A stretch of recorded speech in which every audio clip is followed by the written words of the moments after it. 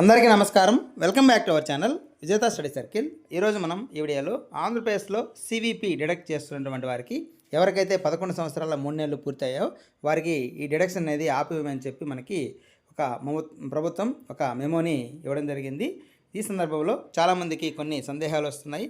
ఇది ఎవరికి వర్తిస్తుంది, ఎప్పటి నుంచి వర్తిస్తుంది, మాకు వర్తిస్తుందా లేదా, అలాగే ఫ్యామిలీ పెన్షనర్స్కి వర్తిస్తుందా లేదా అని చాలామంది అడుగుతున్నారు. దానికి సంబంధించి క్లారిటీ కోసం మనం ఈ వీడియో చేయడం జరుగుతుంది. మనకి ఇటీవల ఆంధ్రప్రదేశ్ పెన్షనర్లు కొందరు ఎవరైతే ఈ 11 సంవత్సరాల 3 నెలలు పూర్తయిందో వారు ఈ క్యాలిక్యులేషన్ చూసుకొని అదనంగా మా దగ్గర వసూలు చేస్తున్నారు, దీన్ని ఆపండి అని చెప్పి హైకోర్టుకి వెళ్ళడం జరిగింది. హైకోర్టు ఈ వివరాలను పరిశీలించిన తర్వాత ఈ క్యాలిక్యులేషన్స్ అన్ని గమనించిన తర్వాత ఇవి కరెక్ట్గా ఉన్నాయి. 11 సంవత్సరాల 3 నెలలకి మనం ఇచ్చినటువంటి అమౌంట్ ప్రభుత్వం ఏదైతే సివిపి 40% ఇస్తుందో ఆ అమౌంట్ పూర్తిగా డిడక్ట్ కావడం జరుగుతుంది. తర్వాత వచ్చేదంతా ప్రభుత్వానికి అదనంగా చెల్లించాల్సి ఉంటుంది. పెన్షనర్స్ నుంచి అదనంగా తీస్తున్నారనేటువంటి మనకి దానికి ఈ ఫిర్యాదుదారుని యొక్క దానికి అంగీకరిస్తూ మనకి వారికి పూర్తి స్థాయిలో ఈ డిడక్షన్ ఆపేసి పూర్తిగా ఇవ్వమని చెప్పడం జరిగింది. దీనితో మిగతా పెన్షనర్లో ఆందోళన అనేది మొదలైంది. ఈ సందర్భంలో చాలా ఉద్యోగ ఉపాధ్యాయ పెన్షనర్ సంఘాలు మనకి ప్రభుత్వానికి ఈ విధంగా ఒక మెమరాండంని ఇవ్వడం జరిగింది. ఈ నేపథ్యంలో ప్రభుత్వం ఆలోచించి ప్రస్తుతానికైతే ఒక మెమోని విడుదల చేయడం. ఆ మెమో ప్రకారం ఎవరైతే అక్టోబర్ 31కి 11 సంవత్సరాల 3 నెలలు ఈ సివిపి డిడక్షన్ కట్ అవుతుందో వారికి నవంబర్ పెన్షన్ అంటే డిసెంబర్లో వచ్చేటువంటి పెన్షన్లో ఈ డిడక్షన్ కట్ చేయకూడదు అని చెప్పి మనకి ఉత్తర్వులు మెమోని ఇవ్వడం జరిగింది.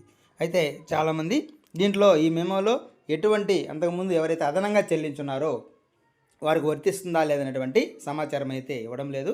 కాబట్టి మాకు వర్తిస్తుందా లేదని చాలామంది అడుగుతున్నారు. మేము అదనంగా కట్టిన అమౌంట్ రికవరీ అవుతుందా లేదని ఇంకా కొంతమంది అడుగుతున్నారు. కొంతమంది ఫ్యామిలీ పెన్షన్స్ కూడా వస్తుందా లేదని అడుగుతున్నారు. ఇది ఏ పెన్షనర్స్ అయినా సరే, ఫ్యామిలీ పెన్షనర్ అయినా ఆల్రెడీ పెన్షన్ నుంచి కంటిన్యూ అవుతుంది కాబట్టి ఫ్యామిలీ పెన్షనర్స్ కూడా ఇది వర్తిస్తుంది.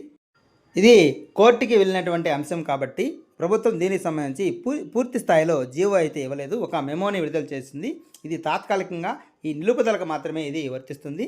తర్వాత ఈ హైకోర్టు ఇచ్చే తీర్పు ఆధారంగా ఇప్పటికే చాలామంది వెళ్ళున్నారు. ఈ కేసు హైకోర్టు ఏ విధంగా తీర్పు ఇస్తుందనే దాన్ని బట్టి ప్రభుత్వం ఒక ఉత్తర్వులని జీవోని ఇచ్చే అవకాశం ఉంది.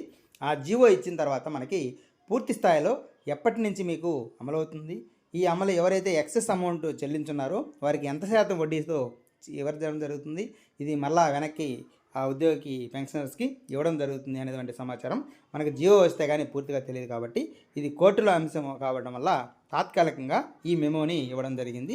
ఆ జియో ఇస్తే దాంట్లో పూర్తిగా సమాచారం అనేది ఉంటుంది. ప్రస్తుతానికైతే ఈ డిడక్షన్ అనేది ఆపివేశారు.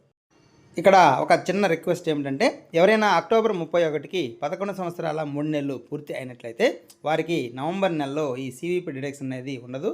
అయితే ఎవరికైనా మిస్ అయ్యి ఈ విధంగా సివిపి డిడక్షన్ మరలా కూడా చేసినట్లయితే వారు వెంటనే మీరు మీ యొక్క ఎస్టీఓ గారిని సంప్రదించి కనీసం తర్వాతి నెల నుంచి అయినా సరే ఈ డిడక్షన్ని ఆపమని చెప్పేసి మనం ఒక మెమరాండం అనేది ఇవ్వడం మేలు అని దీనికి సంబంధించి తెలియజేయడం జరుగుతుంది.